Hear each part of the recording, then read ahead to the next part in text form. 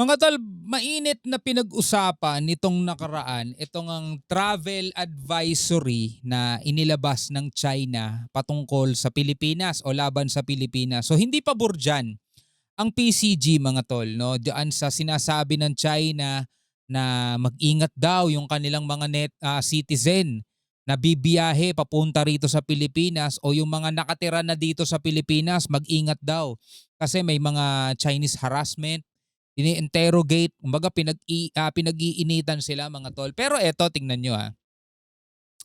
Malamang sa malamang ito mga kapatid, kukundinahin ulit ng China to eh.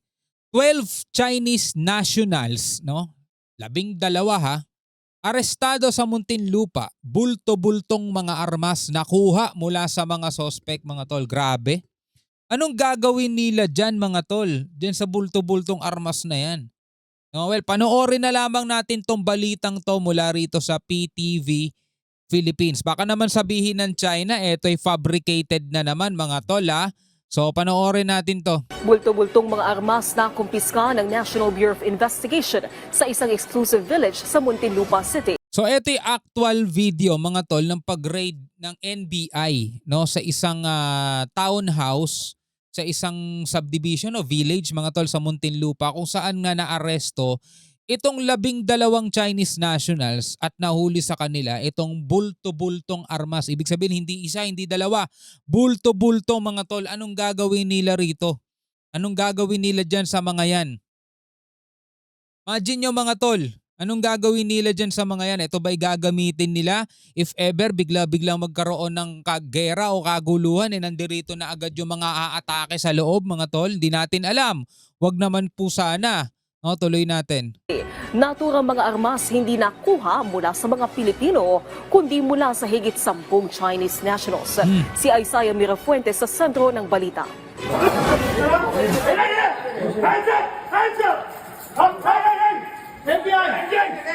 Sangkatutak na baril, bala at bullet vest. Ito ang nakumpiska ng National Bureau of Investigation Pero may bullet vest po. sa 12 Chinese nationals sa 3 magkakahiwalay na townhouse sa Alabang, Muntinlupa. Sa 3 magkakahiwalay na townhouse sa Alabang, Muntinlupa. Imagine nyo mga tol, anong gagawin nila dyan at meron silang mga sandatang ganyan, di ba, armas? Sinalakay ng NBI ang kuta ng mga dayuhan matapos may magtimbre sa ilegal umano nilang aktibidad. Base sa investigasyon, 2 taon nang naninirahan sa mga townhouse ang mga Chinese. Nabisto rin sa lugar ang 3 sasakyan na naglalaman rin ng mga armas. Naging pahirapan ang pag-aresto sa mga suspect dahil malalaki ang katawan ng mga ito. So ito, baka magalit na naman ng China rito at sinasabi ang hinaharas ang kanilang mga citizen dito mga tol. Sabihin nilang merong interrogation mga kapatid. O eto, 12 o higit 10 mga kapatid na Chinese nationals arestado sa Muntinlupa. Nahulihan sila ng bulto-bultong mga armas mga tol. Imagine mo anong gagawin nila dyan. No? Paulit-ulit nga nating tanong, anong gagawin nila dyan? Bakit sila may ganyan? Ano yan, susugod ba sila sa laban? Diba? See that these are well-built individuals. Buti sana kung legal, may papeles mga tol. Pero ano sabi ng NBI? Young, relatively young, and the firearms seized by the NBI, you will notice some of them have tampered serial numbers. Tampered pa. Some have defaced serial numbers. Tumanggi namang magbigay ng pahayag ang mga foreigner. Could you have any statement about the arrest? Sir, how long have you been here in the Philippines? Inaalam ng NBI kung may military background ba ang mga dayuhan. Oh, malay mo, mga sundalo pa pala to, no? Kaya inaalam ngayon yan kung may military background to mga to. Dahil ba maya, mga PLA Navy na pala to mga to. Kaya PLA na to mga to. Iniimbestigahan din nila kung saan ang galing at kung saan ginagamit ang mga nasakoting armas. Yun ang tanong, saan galing at saan gagamitin o saan ginagamit mga tol? Diba? Kaya yung sinasabi ng China mga tol na mag-ingat yung kanilang mga citizen o kanilang mga mamamayan na bibiyahe papuntang Pilipinas at mananinirahan sa Pilipinas, hindi kaya tayo dapat ang mag-ingat mga tol? Isipin nyo, di ba? Kaya buti na lang ito kumikilos ang NBI. Diba? At sino kaya yung mga nagtitip mo sa kanila at may mga mabubuting kalooban din naman eh, no? Sino kaya yung mga nagtitip sa kanila at na kasasakote itong mga ganito. Hindi lang ito yan mga tol, marami pa siguro yan. Kaya kailangan talagang maging listo ang ating pamahalaan, itong NBI, lahat ng sangay mga tol ng gobyerno. Hindi lang naman Chinese mga tol eh, meron ding iba pa eh, di ba? May mga iba pa eh. We want to check kung totoo yung passport and then later on yung entries doon.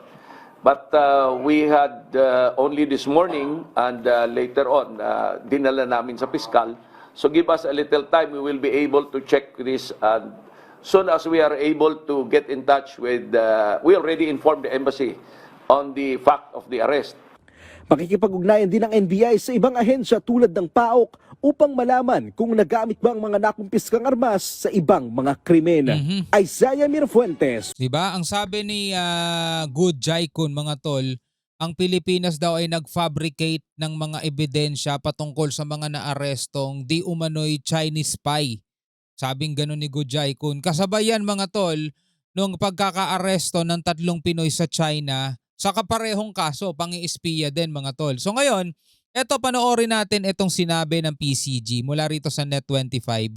Hindi sila pabor sa travel advisory na nilabas ng China laban sa Pilipinas. PCG spokesperson for the West Philippine Sea, Commodore J. Tariela, hindi sang-ayon sa inilabas sa travel advisory ng China sa Pilipinas. Balita hatid ni Mads Villar Moratilio. Mads. Yes, Wedge, wala umanong basihan ang inilabas na travel advisory ng China laban sa Pilipinas.